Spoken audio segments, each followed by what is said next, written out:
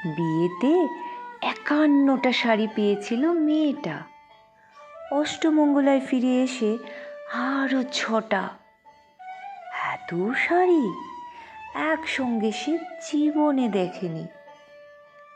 আলমারির প্রথম থাকে সে রাখলো সব নীল শাড়িদের। হালকা নীল একটাকে জড়িয়ে ধরে বলল, তুই আমার আকাশ। দ্বিতীয় থাকে রাখলো সব গোলাপিদের। একটা গোলাপিকে জড়িয়ে ধরে বলল, তোর নাম অভিমান। তৃতীয় থাকে 3টে ময়ূর, যেন 3 দিক থেকে ছুটে আসা সুখ। তেজপাতা রং যে শাড়িটার, তার নাম দিল বিষাদ। সারা বছর সে শুধু শাড়ি উপহার পেল। এত শাড়ি সে কি করে এক জীবনে পরবে? কিন্তু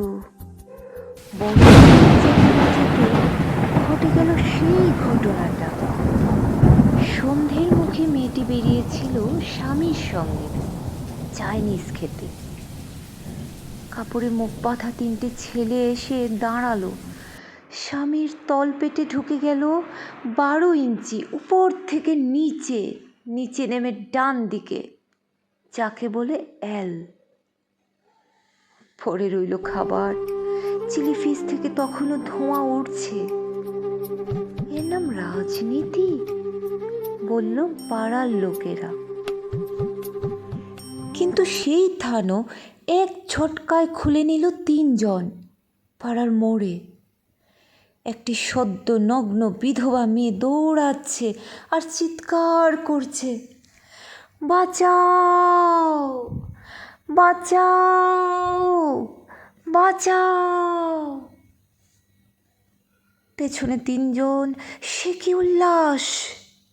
নির্বাক পাড়ার লোকেরা। বিয়েতে 51টা শাড়ি পেয়েছিল মেয়েটা। অষ্টমঙ্গলায় ফিরে এসে আরও 6টা। কবি সুবোধ সরকারের শাড়ি, কণ্ঠে আমি জনান্তিকা।